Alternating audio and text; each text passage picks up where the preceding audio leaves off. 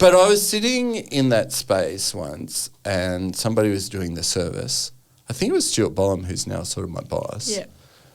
Or somebody was doing a service and I wasn't really listening.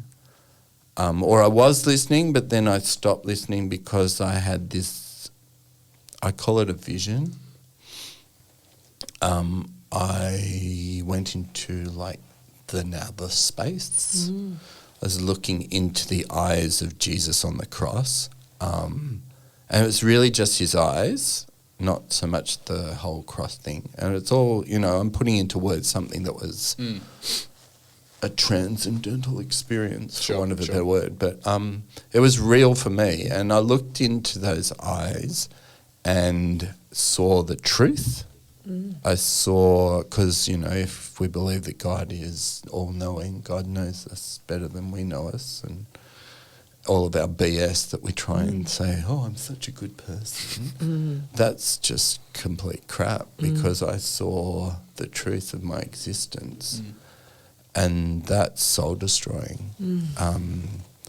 Because, I do some good, but, the stuff I do wrecks the planet. My consumer lifestyle means that people are dying that could otherwise live. I waste stuff. I waste my time. I break relationships.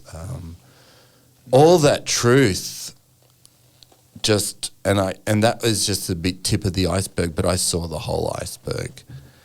And, if you want to know what hell is, that's for me is hell, not some hot, burny place or cold, wintry place, but the truth of just the guilt and the shame and regret all turned up to 11. But then looked through that and still looking into the eyes of Jesus and saw that Jesus wasn't focusing on that. There was this sense that Jesus saw me as being full of potential for good. Wow. And there's your filthy Beautiful hope. image. So filthy hope, I saw all the filth, but through that I saw this vision that I could be better and that God is God as Jesus, because I don't believe there's three different gods. John, can I ask you then, when you were looking through the eyes and Jesus met you in that moment, it was a deeply spiritual, experiential moment and real. Well, real for me. Yeah, 100%. Transformative. Totally. What was it that you saw that was so filthy about yourself? What did he reveal? Well, all that stuff, That you use plastic cups? Yeah, but the plastic cup, and then all the chain of consequences, how, it wasn't plastic then because about 20 years ago. Right. But, the way that, there are people dying. Right.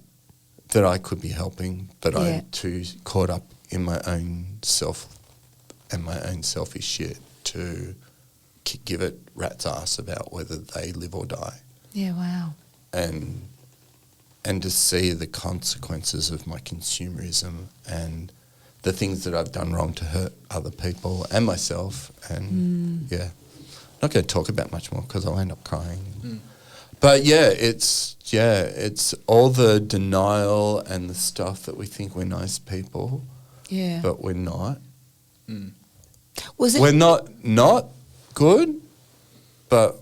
There's a reality to the other stuff as well. But though. the dark stuff, all the stuff that's in shadow and that we sweep under the carpet, and that just was... Was it condemning? No, it's just truth. This is just who you are. And that's just who I was. And from that... But, so it wasn't condemning because the key thing was that it was hooked into this idea of grace and love, that wasn't what was important, that just let that go and focus on what Jesus saw in me, which was good, and that I was loved, that I felt loved, despite all that, and regardless of it, because literally Jesus didn't care about that. It's not that he didn't care that I did that stuff, but that wasn't the important stuff. It was me as a person of worth. And almost like a that I beloved. can change, that wasn't defining me. That doesn't define me or my relationship with God. Yeah. It's actually the connection of love and grace. Had you not felt the fullness of God's love until that moment? No. But you talked the talk and walked the walk and went to church on Sundays and Yeah, and I knew had the the story, historical and stuff. I was gonna, I was preaching and stuff. I knew it all, It's like, and I believed it all. so we were just talking about before, I think, that balance between an experiential faith and an intellectual faith. A purely experiential faith will fall apart. It doesn't have rigor. It does, and as soon as it meets the realities of life, whereas a purely intellectual faith, you can do the sermons and you can have the pastoral conversations and you can write the papers, but it's actually holding the tension of both of those things. And to me, just hearing you relaying that story is like it's that collision of those two things. Yeah. Like it's a deeply experiential moment, but it's also an experiential moment that you then were instantly reflecting on how that intellectualizes. And it wasn't into- that I didn't know the love of God or feel it, but that I think you used the word fullnessness. It was full truth and full thing, and it probably only happened in a moment. But I'm not the same person because of it. So it was deeply transformative in that moment. Yeah, Yeah, and cataclysmic. I can't walk away. Yeah, Yeah, you can't walk away. Just it was Were you real. ordained yet? No, Yeah. no, nowhere near it. I think it's probably prior to my Tony and David talks. Interesting. And so now I see people differently and religion differently. Yeah. Because maybe it helped being in the church at the time. Maybe that facilitated it. But, then I've got these other stories of it happening in other places, in front of a fire in an old homestead and on a cliff in the wild. So part of me goes that, how does our religion fail? It fills us with head stuff. And it says we should do all this concentrating stuff or, wavy hand stuff or, feel something stuff. Just feel something. But that's different to knowing. And it's not going to happen to everyone because I know not everyone will have that. That was for me, just like the disciples of Jesus. Sorry. Not everyone got to go up the mountain. Not everyone saw the baptism. And in fact, the whole Bible's full of people where a few people get the amazing stuff. Even miracles only happen to a relative few compared to everyone. John, would you call that the I moment a salvation experience? I wouldn't call it that, but you could call it that. Yeah. Because I don't.